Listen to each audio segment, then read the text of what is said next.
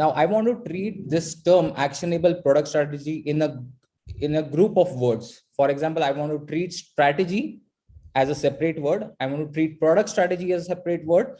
And I want to treat actionable product strategy as a third separate group of words. And then we'll sort of build upon that concept from strategy to product strategy and to an actionable product strategy. So let's go ahead. I want the audience to focus on the right side of the canvas. Now we'll take an example and try to understand what strategy is, which will help us resolve what is called as a strategy conundrum. Okay, let's, for example, take an example of a person or a working professional who has taken a sabbatical. He is an avid traveler, he's a tourist, and he wants to, within those 6 months of sabbatical, wants to achieve something. Okay, now take an example that he has decided that he will climb the top of the peak. Okay, this is the scenario that I'm talking about. So there is a working professional who has a sabbatical, who wants to achieve something in that 6 months, something very different from what he is doing, and he wants to have something at the end of the 6 months saying that, hey, I have achieved this thing. So here there's a tourist who wants to reach a peak. So let's say this tourist has a vision that he or she wants to reach the peak. That is the overall vision. Okay, and I want you to particularly go by the numbers that I've highlighted here on top of it. So vision is first. Now to reach the vision, there are a lot of intermediate steps that need to be taken in order to reach the vision. So the second point is the goal. What is the immediate goal that this tourist wants to achieve in order to make progress towards the vision? Okay, so say I have a goal that I'll reach something called as a base camp within a day. And maybe from there, I'll then set another goal. Say I have to climb to a certain second base camp, or climb to the top of the second point, and so on. So these are the goals that this tourist is setting for himself, because planning for end-to-end product vision will bring in a lot of uncertainties. Okay, you don't know whether the weather will go bad, whether the slope is very steep, and so on. So the tourists first focus on what is the immediate goal, which is to reach base camp within a day. If I reach a base camp within a day, maybe I'll take a week or two to acclimatize myself to the environment and so on, and then move towards the next step. Now let's go on to the third point. Now the third point is the current state. Where is the tourist? Tourist is happily sitting at his home, thinking about how I will be able to reach the first goal and ultimately to the vision. Okay, then let's look at the fourth thing, which is the desired state. So for the immediate desired state is to reach the base camp. Now, what is the difference between a goal and a desired state? The goal has a particular structure that it has to reach within a day and not just reach a base camp. Okay, so there are constraints here, that there is a time constraint that I have to reach within a day, so that by end of say 6 months, I'll be able to reach my vision. Let's go on to fifth point. Now, before going on to fifth point, there is something that I as a tourist value. Okay, and this is something which I've just randomly picked up on priority. I value safety first, that I should be able to reach the base camp very safe. It should also be cost effective. I should not be able to required to spend a lot of money to reach the base camp. I want it to be very convenient, because the journey ahead will be very arduous, and it will be easier for me to conserve my energy during the first base camp trip. I want to reach quickly because I want to reach within a day, and I want the experience to be exciting. So these are the preferences or value preferences, or what as a tourist I value. Now let's go on to the insights. Now I did some research and found that there are 4 options that I can take. I can actually climb to the base camp, which you can see here in the competitor product 1. I can take a train. Maybe there might be a train that is available, which will help me reach the base camp. Maybe there is a cable car that will help me reach a base camp. And there is also an option of a helicopter that I might use to reach the base camp. Now in insights, what I'm doing here is I am understanding how each of these options or choices that I have fare against my preferences, which I have listed here in what I value. And I create some kind of a analysis saying that train is high safety, mediumly cost effective, highly convenient, say a medium time to reach, and it gives me a nice experience. So if you can see the 6 point, which are the choices, what choices do I have to reach the base camp? I can climb, I can use a train, I can use a cable car, I can use a helicopter, or I can say climb a certain distance and maybe the train has stops and I can take a train from there. A combination of these options as well. Finally, based on my preferences, that is what I value, I see that the train is the most suitable option amongst all these insights that I've gathered. And I then take a decision. So I had multiple choices. I take a decision that I'll take a train. Now by taking a train, I cannot simply stop there. I have to decide what are the actions I need to do to take a train. So if you come to the 9th point, you can see that I need to book tickets, I need to pack, I need to reach the station, I need to catch the train, and then I need to align at a base camp. So this is the whole journey of a tourist who is strategizing, how do I reach my vision? But before reaching the vision, how do I reach my immediate goal? Okay, so what was done? First, a vision was set, an immediate goal was set. I understood what my current state was in the 3rd point. I understood what my immediate desired state is. I gathered some insights. From those insights, I got that there are these choices that I can take. Finally, I make a decision. And then I list down what are the actions that I need to take in order to ensure that the decision is successfully fulfilled.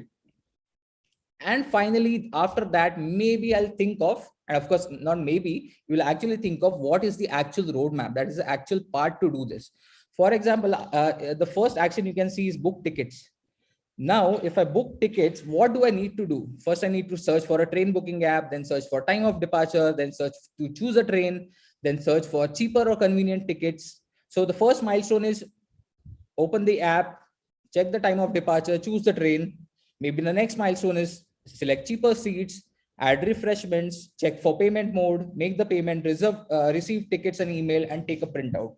So these are the actual steps that you take to execute the action, which will ultimately fulfill the decision. So I just wanted to ensure that this idea of strategy is clear, and we'll go to the definition now. Now you can see a cross here. Now, without a strategy, user waits till the last day to choose whichever mode is available to use. But in that process, what the user does is it compromises on what is valued to the user. For example, maybe the train tickets are not available. Maybe the cable car service is broken for the day of departure. Maybe helicopter services are not possible because the weather is not supporting that. What will you do? You will have to choose a hike, or maybe you have to postpone your plans, and which will affect in turn your vision of reaching the peak in 6 months. So that is what happens when you don't create a strategy. Now let's go on to let's move our focus to the left side of the definition. Okay. Now, before going on to definition, there is one very nice book that I want to recommend everyone, which is Good Strategy, Bad Strategy. I'm very glad if the audience has already read that, but it's a wonderful book on strategy in general, not a product strategy or a business strategy, but just strategy. And it highlights the essence of what strategy is. So if you could see this kernel of strategy to the, which is a small footnote, header note that I've made, the kernel of strategy is to diagnose the nature of challenge. Okay. Diagnose the nature of challenge is what I want to achieve. That is a vision, goals, and so on. Guiding policy for dealing with the challenge. How am I going to deal with the challenge? So that is what I've highlighted in green here as decisions and actions. Okay. And the decisions, and a set of coherent actions to decide the guiding policy. So vision and goals are the nature of challenge that I want to achieve. What is my winning aspiration? What is the guiding policy, or what are the steps I am going to take, which is the decision? And finally, a coherent set of actions. So if you could see this picture on kernel of a good strategy, say you're here now, you want to reach, you want to cross either the mountain or the lake. Both are obstacles, both are challenges that you want to overcome. So what is the guiding policy? Either you decide to climb the mountain or you decide to cross the lake. Now there might be challenges that the mountain is very steep, you are not able to climb, and the lake has a lot of, say, crocodiles, and you are not able to cross the lake by swimming across it. So you clearly know where you want to be, which is the challenge.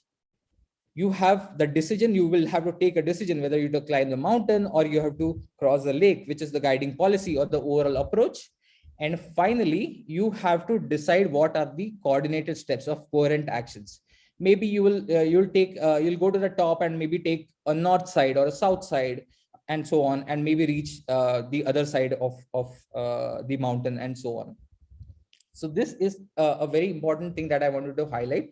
What is the challenge? What is the guiding policy? And what are the set of coherent actions need to take? So in summary, Peter Drucker has mentioned strategy is an approach or a path taken through a set of decisions with some certainty. You cannot have complete certainty. You are calculating the knowledge of futurity. You can a train service, say there might be an accident on the railroad, and the train service has stopped. You cannot do anything in that sense, but you can sort of take your calculated decisions and then decide what path you are going to take. And there are certain constraints and preferences. So I prefer safety, cost effectiveness, convenience, and I have to my constraint is I want to reach within a day. Okay, to overcome a challenge in order to achieve some goal with the help of systematic efforts or actions. So this might be a lot of definition for you, but what I want to take, what I want the audience to take out of this is strategy is anything related to what my goals are, or what is the challenge that I want to overcome, what are the decisions I take, and what are the actions that will lead to successful execution of those decisions. Now, these actions, as I mentioned, is not the roadmap. So please, strategy is not the roadmap. Strategy is not the plan. There were some comments there. It is the set of what is your goals and what is the path you're going to take to reach the goal. I just wanted to highlight what business strategy is, and we'll touch upon this topic particularly later. So again, you can see Roger Martin and A.G. Lafley. There's another book called as Playing to Win on Strategy. Wonderful book. He also mentions that they also mentioned that business strategy is an integrated set of choices. Now there is a term they use, which is choices, but for me, choices is the options that I have. For me, decision is what is business strategy, and they are just highlighting that it is a set of choices, which actually means decisions that uniquely positions the firm in its industry to create a sustainable advantage and superior value to the competition. So again, what I want you to take here is a set of decisions and actions to create sustainable advantage and superior value related to the competition. Again, Michael Porter also mentions it's a process of deliberately choosing different set of activities. So I just wanted to highlight and give an overview of what strategy is. Again, it is the nature of the challenge, the decisions that you are taking to overcome that challenge, and what are the actions that you are taking to execute the challenge. And this actions does not mean step-by-step actions or deciding what the solution is. It is just what I need to do so that I execute my decision. Moving on. And what I'll do is at the end of each section, I'll pause because these are some complex concepts, and I'll take questions at the end of each session. Now, let us turn the table and say that you are a product manager. Say that a tourist selects a train for reaching the peak, reaching the base camp. Now, say you are a product manager, and here we come on to what product strategy is. Say you are a product manager of the train, and you want to ensure you have some vision or you have some challenge that you want to overcome. Now, let's go again. Let's focus on the right side of the canvas where vision is mentioned. Say my vision for this train is the most preferred choice for base camp travel for travelers looking for safe, timely, cost-effective, convenient, and enjoyable option. So in this vision, I know who is my target market and what I want to become after, say, 5 years or 10 years and so on. I want to become the most preferred choice for base camp travel. Now, what is my immediate goal? So that was my vision. But to reach the vision, I have to set some intermediate goals so that I know that I'm on a track to reach the vision. Okay. So say my business goals is I want to increase the number of travelers by 20% by the end of the year, and my product goal. So there are these two independent goals, which we'll talk about later. And say my product goal is to improve the customer satisfaction score by 10% by the end of the year. So these are my goals. And I know that this will help me become the most preferred choice for base camp travel. Now, if you see the third point here, what is the current state? Say my CSAT score is 3.5 out of 10, my safety score is 5 out of 10, timely, cost, convenience, and so on. So this is my score, but I want to reach some desired state in order to reach the vision of most preferred choice.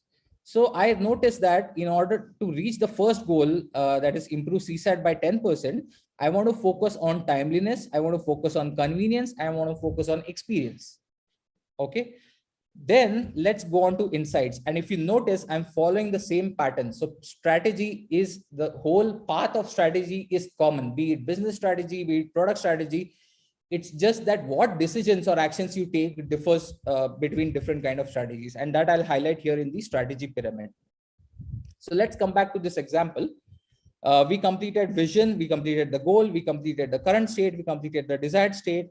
Now let us go into insights. Say I did customer interviews, I did a lot of competitor analysis, saying that let me see what the cable car is doing better in terms of timeliness, in terms of convenience, in terms of experience.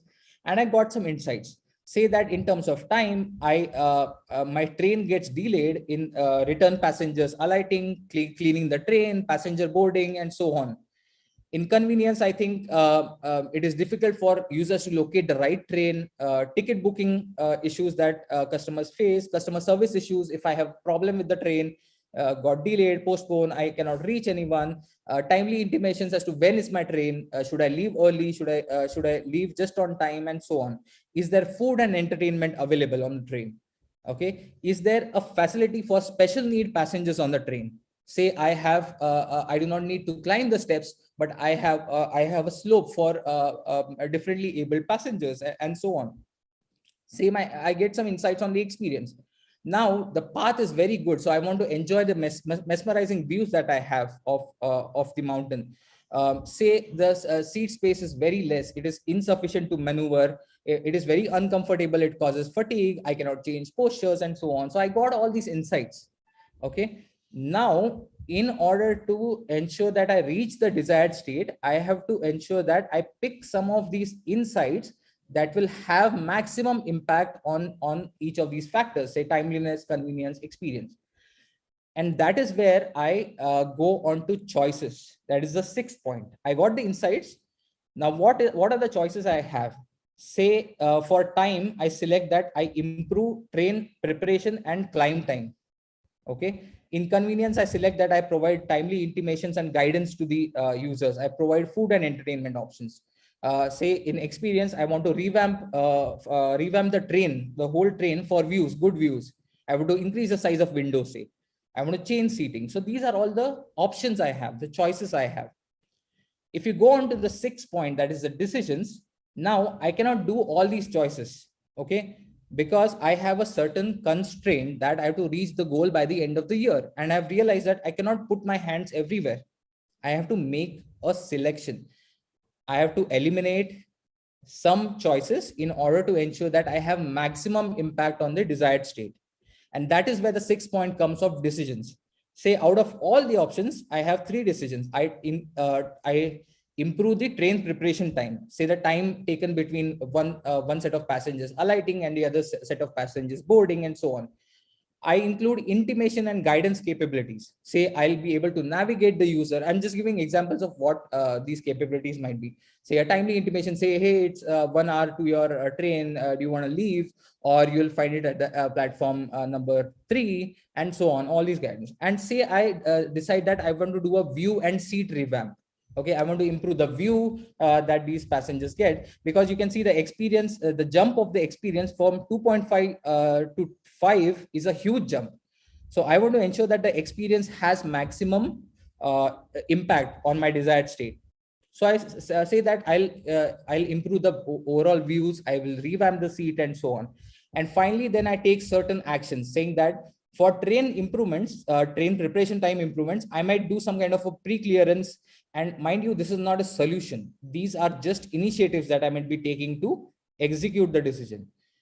Alight and boarding assistance. Maybe users are confused whether when should I alight, when should I board, and so on. One place of intimation and train locator guidance. Maybe I end up creating a mobile app for the train saying that, hey, and I'll give notifications, say that, hey, it's time for you to leave, and you'll be able to navigate on the platform and so on. That might be the final solution, but here I'm just giving a product initiative. Maybe I'll create some way, one place where I give intimations and I give the train locator guidance. And say I either create transparent trains, which might be a big thing, or maybe I'll increase the size of windows. I improve the cushions that I have. I provide adjustable seating and so on, and ensure that the seat moves and all these things.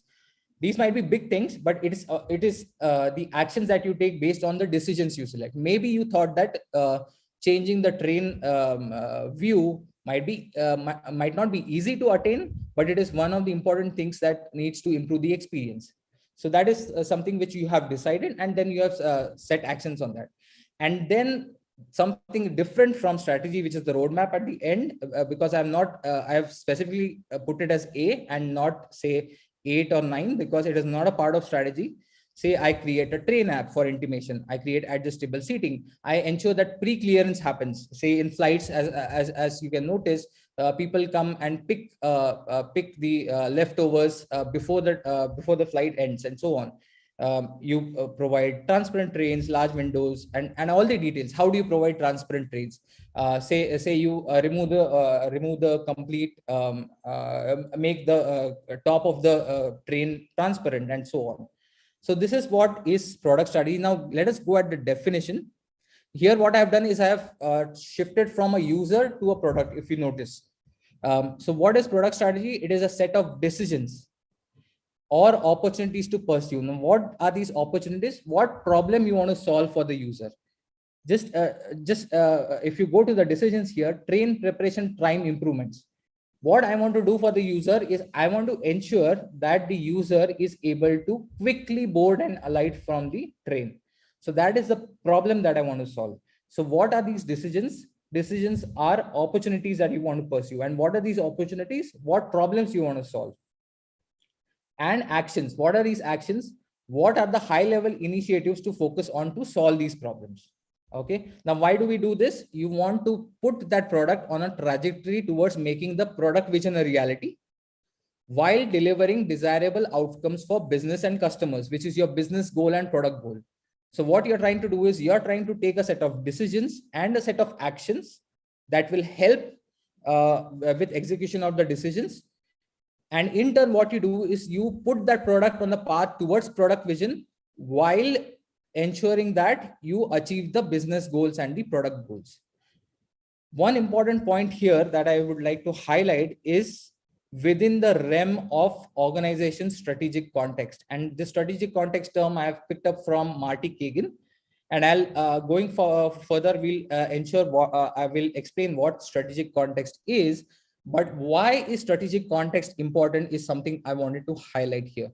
Now, for example, you say your company is an environment friendly company, okay, and which creates only environment friendly products because that is the brand equity that your company has. Say in your product strategy, you create a product that is made of non-biodegradable plastic. Now, this goes against your brand equity or the ethos of the company. And that is where is the clash. You cannot create a product which is completely against your strategic context.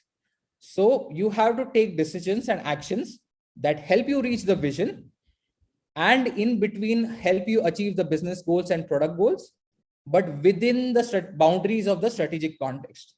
You have to ensure that it or whatever product strategy you create is in alignment with the overall company or the business vision, company values, business strategy, and so on. And that is what we'll highlight later in the strategic context. So finally, to summarize, decisions, what problem to solve, and what actions you are going to take is what are the high level initiatives to focus on to solve these problems. These are the these are the main 2 points that I want you to take away from what is product strategy. So moving forward now, products, where does product strategy fit in the overall business? I'll explain that to a strategy pyramid. Now for startups, it's very easy. You might have a single business, or you might even have a single product. Okay, so see, I am an early stage startup. I'm just creating a product. So your product is same as your product portfolio, is same as your business, and maybe even same as your company, because your company has just a single product. So all these strategies sort of get mashed up in a single strategy. But in large organizations, how it happens is you have a corporate strategy, you have a business strategy, which aligns with the corporate strategy. You have a product portfolio strategy, which aligns with the business strategy. And then you have individual functional strategies, which aligns with the product portfolio strategy, as you can see in the pyramid. And finally, you have something called as operational strategies, which helps you in creating roadmaps and so on. Now you have to understand that among these functional strategies is where product strategy sits. And you might have seen a lot of product strategies where you include pricing, you include go-to-market strategy, and so on, in essence, modeling the overall product strategy. And it is okay if there are not if your organization does not have a lot of functions, it's just 1 or 2 people creating all the strategies. That at that time, it is understandable that you mix pricing, product, promotion, everything. But if you look at the 4 Ps, these are independently handled strategies. That is product, pricing, your promotion, distribution, and so on. So what we'll discuss in this particular masterclass is just the product strategy and not any of the strategies. Of course, business strategy dependency will come, but I just wanted to ensure that I separate product strategy from pricing, business strategy, product portfolio strategy, and so on. I would like to skip. What I'll do is I'll just highlight 2 aspects: business strategy. Now, in one of the questions in the poll, I had given an option of differentiation, either based on capability or cost, and a lot of you had selected that. But one thing you need to understand is that is not product strategy, that is business strategy, and that is a very vital definition that is massively confused. And I see a lot of articles that blatantly ignore this differentiation, and when they reach larger organizations, they struggle to understand the difference and just mix things. So that is why what I wanted to do here. We'll particularly focus later on business strategy, but I just wanted to ensure that we understand the difference. So what is business strategy? Where to play, how to win, and what should be in place. Say I am targeting a particular market. Okay, say I am a quick commerce app, say Zepto or Blinkit. Okay, I target working professionals, for example. That is my target market. Now, how to win? How to win is how will I compete? Okay, now already Zepto and Blinkit have significant reach now. Now, how will I compete against these 2 in the space of working professionals? That is what I need to that is what I need to decide, whether I want to focus on differentiating my business against Zepto or Blinkit, or should I reduce my cost so much that a lot of price sensitive individuals in the working professional market are attracted towards my proposition. So that is what is business strategy. Now, what is product strategy? That is a 4th layer here, is what problems to solve and what value to provide, which is the high level initiatives here. Okay, which is what is the decisions and what are the actions. Okay, now what problems to solve? Say maybe working professionals have a different problem. Say I want it delivered in a single box and not multiple bags and so on, and a lot of problems. I'm just randomly thinking of what problems will working professionals have. But ultimately, you need to create a product or a mobile app that will ensure that it aligns with your business strategy, which is that for working professionals, and you have a differentiation against Zepto.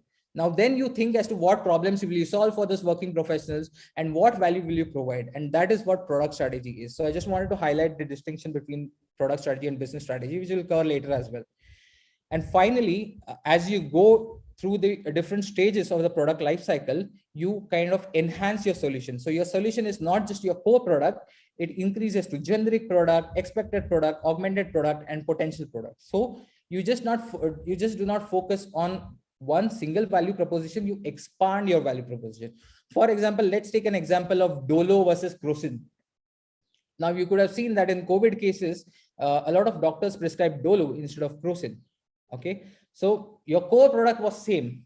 Okay, maybe there was something additional that had your core product was your pill, which is present both in Crocin and in Dolo, but doctors prescribed it because it was safe for all individuals. It has less side effects as compared to Crocin, and so on. And that comes into, say, generic product or expected product. Maybe you have a good packaging on top of that. Okay, say you are able to easily remove Dolo, and it would take a lot of effort to remove Crocin from the packet. Your packaging is attractive, your pricing is attractive, and so on. So from a core product which solves the basic need, as your product life cycle as your product goes through the product life cycle, you sort of improve the overall potential of what value proposition you provide to your customers. Just wanted to highlight that here. Now, before going further, I just wanted to understand from you, did you have any experience, or do you know of any products that have failed?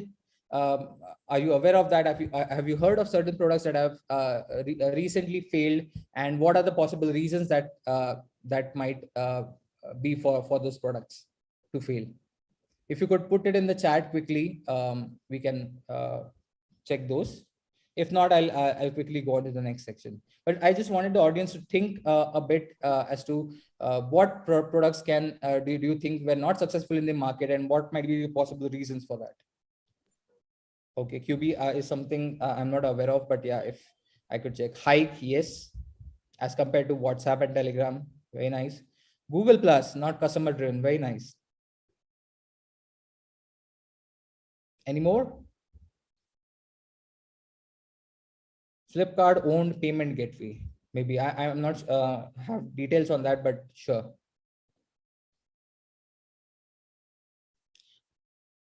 Udan, yes, the B2B e-commerce site. Kodak, very nice. They could not catch up to the digital photography trend. Yes.